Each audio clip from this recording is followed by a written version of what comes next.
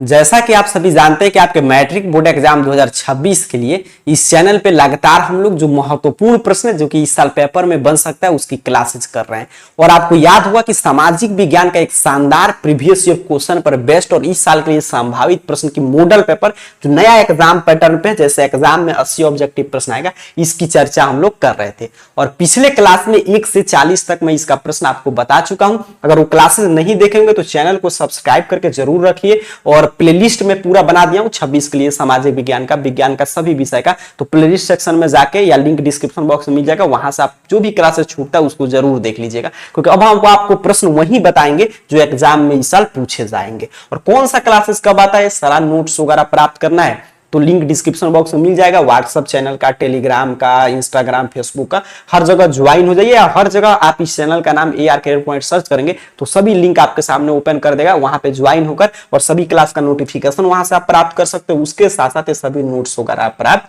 कर सकते हैं। चलिए आगे बढ़ते हैं। याद होगा जो विद्यार्थी पिछले क्लास में होंगे 40 तक की प्रश्न की हम लोग चर्चा किए थे कि किसको प्राथमिक क्षेत्र कहते हैं, तो कृषि क्षेत्र आप लोग जवाब दिए थे। तो एक एक प्रश्न का उत्तर दीजिएगा, नहीं मालूम हुआ तो रट जरूर लीजिएगा। उसके साथ साथ जो भी आपको लग रहा है कि कोई हिस्ट्री में आप जानते हैं इसमें मतलब कि सोशल साइंस में तमाम सेगमेंट है, history, geography, political science, economics, disaster management, सबको मिलाकर पेपर तैयार होता है। तो जो भी आपको चैप्टर से लग रहा है कि प्रश्न नहीं आ रहा है या ये प्रश्न यहाँ पे आया आपसे नहीं हुआ, गलत हो गया, तो उस चैप्टर को जरूर पढ़ लीजिएगा। यही होता है सही रणनीति के साथ पढ़ाई करना।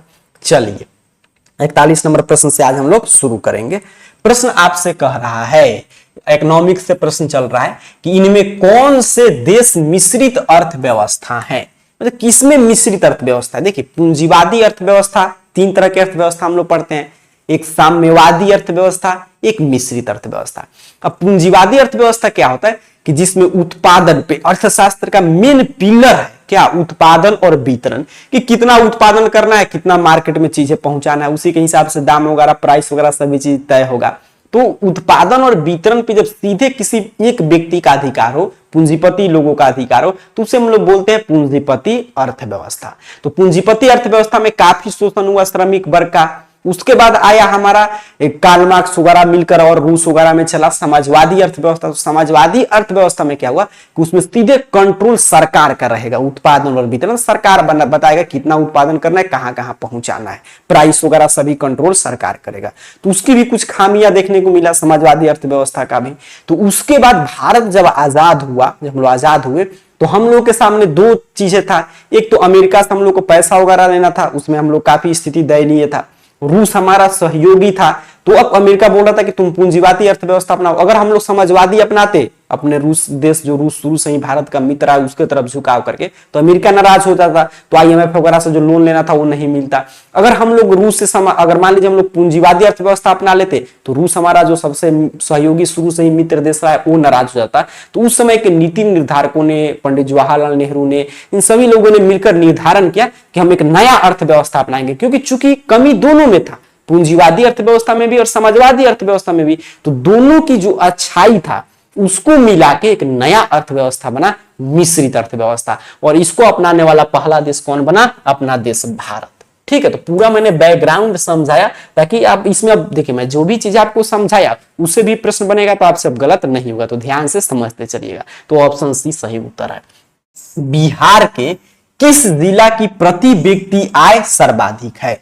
तो प्रति व्यक्ति आय के बारे में मैं थोड़ा सा आपको बताऊं तो एक होता है राष्ट्रीय आय, जैसे भारत की ही उदाहरण लेकर समझे, अपने देश भारत की, तो एक वित्तीय वर्ष में जो भी होता है आय पूरे देश का उसको राष्ट्रीय आय बोलते हैं। जैसे भारत का वित्तीय वर्ष से भी प्रश्न पूछता है तो आपका 1 अप्रैल से 31 मार्च तक चलता है। अब प्रति व्यक्ति आय क्या होता है, तो नेशनल इनकम मतलब राष्ट्रीय आय में कुल जनसंख्या से भाग देंगे तो पर कैपिटा इनकम मतलब प्रति व्यक्ति आय निकलता है। तो प्रति व्यक्ति आय बिहार के, पूरे देश में पूछे तो बिहार का सबसे कम है। अच्छा, बिहार में किस जिले का आय सर्वाधिक है, तो पटना का, मतलब सबसे अधिक किसका है, पटना का। अच्छा, सबसे कम पूछता है कि बिहार के किस जिले का प्रति व्यक्ति आय सबसे कम है, तो कहते शिवहर का। ठीक है, तो ये 2 प्रश्न यहां से बनेगा, समझते चलिएगा। चलिए अगला प्रश्न देखिए, 43 नंबर कह रहा है आपसे प्रश्न कि भारत की राष्ट्रीय आय का सर्वप्रथम अनुमान किसने लगाया।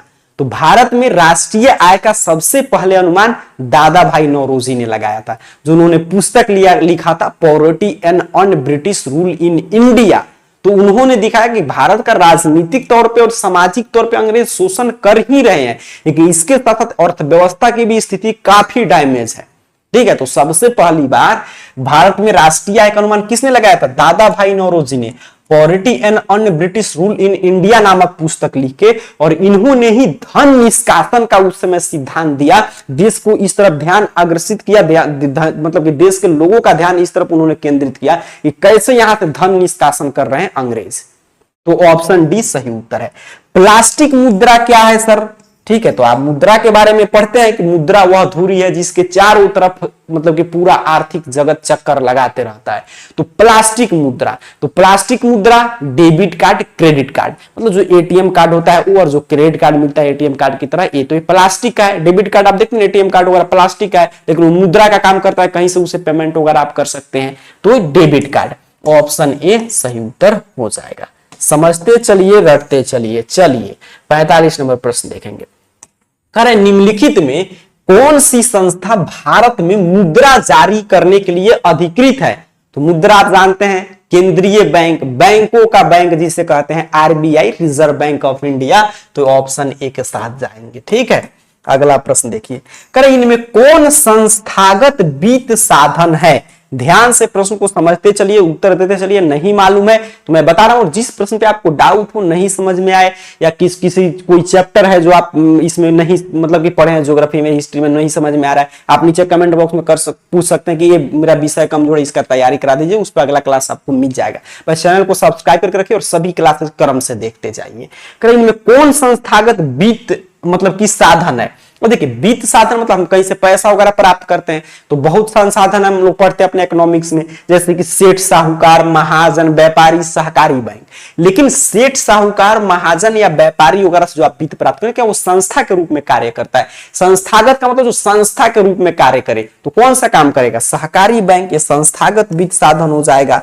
तो ऑप्शन डी सही उत्तर है। अच्छा, ये पूछता है कि कौन सबसे लोकप्रिय वित्त संसाधन मतलब कि वित्त का साधन है या ऋण देने का काम करता है? तो महाजन होता है उसका उत्तर।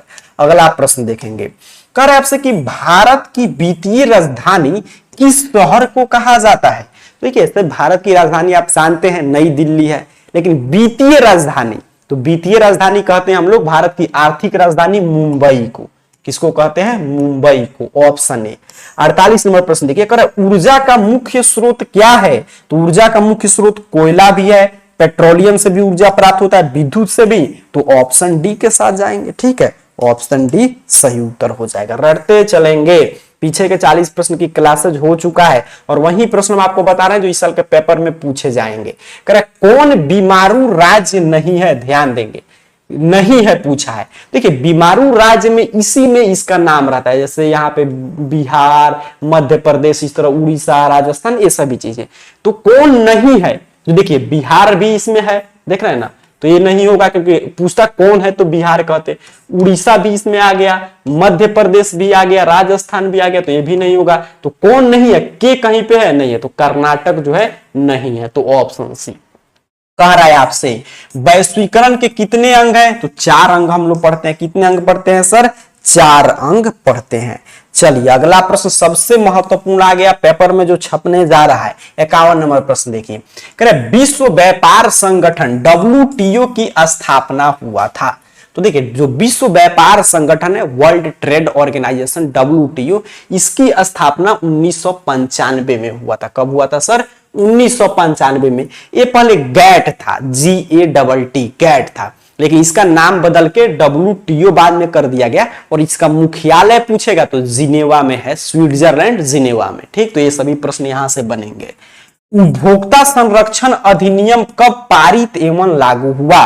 तो कंज्यूमर प्रोटेक्शन एक्ट 1986 हम लोग पढ़ते हैं, मतलब कि उपभोक्ता संरक्षण अधिनियम 1986 में पारित और लागू हुआ। ठीक है, अब यहां पे देखिए, करे सोने के आभूषण की शुद्धता की पहचान किस चिन्ह से की जाती है? तो सोना शुद्ध है या नहीं क्या देख के हम लोग पता करते हैं? Hallmark, hallmark sign. और ऐसा आप जानते हैं शुद्ध सोना कितना कैरेट का होता है? 24 कैरेट का होता है। ठीक, तो यहां पे हॉलमार्क हो जाएगा ऑप्शन बी।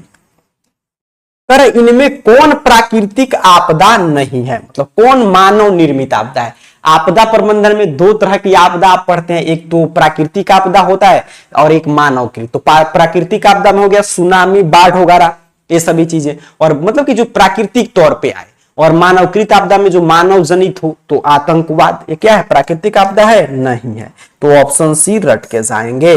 देखिए हर एक सेगमेंट से, जैसा कि मैं शुरू में ही बता दिया था पहले क्लास में ही, कि इसमें जो है हम लोग प्रयास है कि आपका पूरा 100% सिलेबस का रिवीजन हो। तो हर एक चैप्टर से, हर एक सेगमेंट से प्रश्न है, easy to moderate to hard level प्रश्न की हम लोग चर्चा करें, तो उसी से हम लोग उसी पैटर्न में शुरू किए। तो ध्यान से, और वही प्रश्न जो इस साल के पेपर के लिए संभावित है, इसी की हम लोग चर्चा कर रहे हैं। करें सुनामी का प्रमुख कारण क्या है। अच्छा, सुनामी में आपसे पूछूं कहां आता है, कहेंगे सर समुद्र में आता है। तो सुनामी का प्रमुख कारण क्या होता है, समुद्र की तल्ली में भूकंप का आना, हलचल होना, तो उसे हम लोग बोलते हैं सुनामी। तो ऑप्शन ए पे है समुद्र में भूकंप आना, तो यही सही उत्तर हो जाएगा।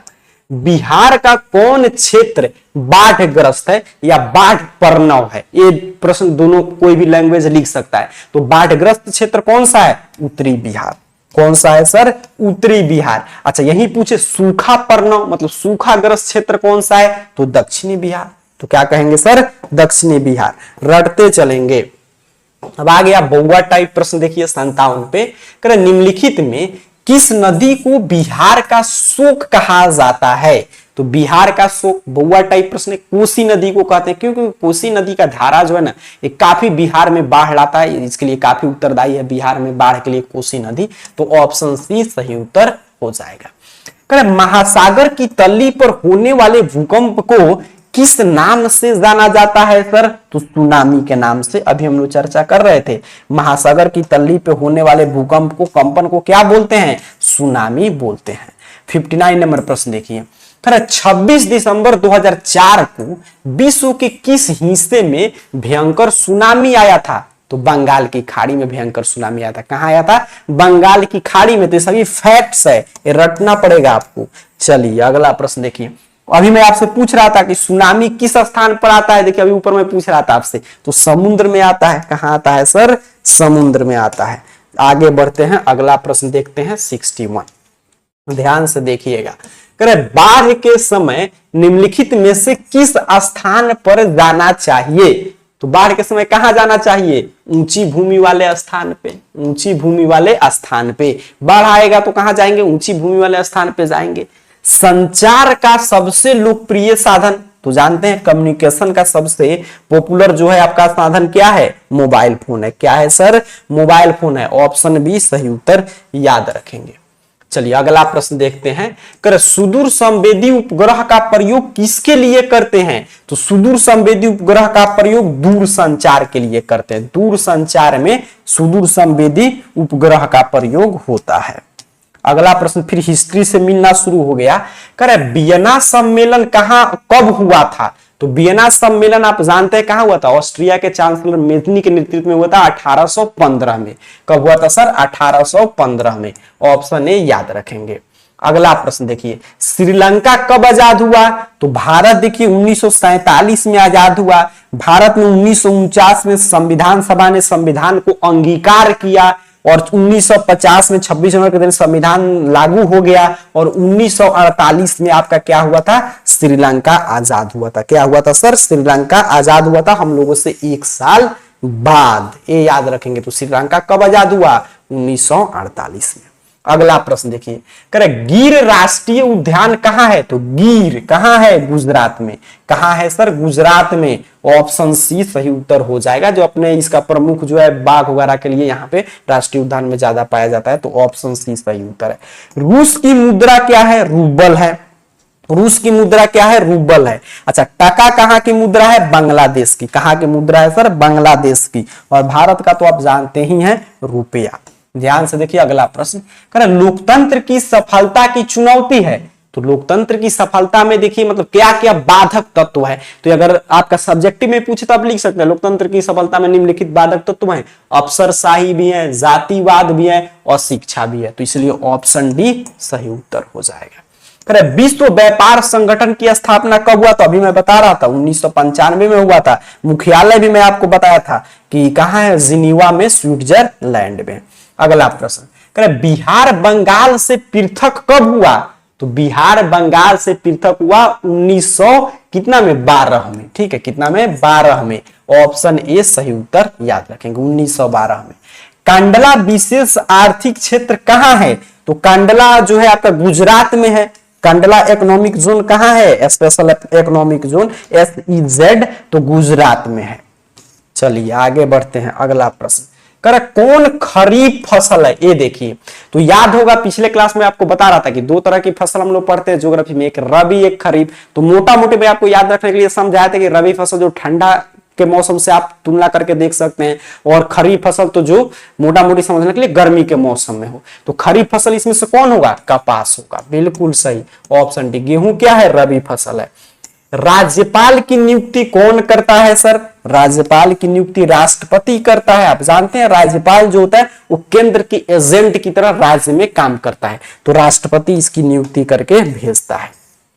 चलिए अगला प्रश्न देखिए, कर आपसे कि हीराकुंड परियोजना किस नदी पे है?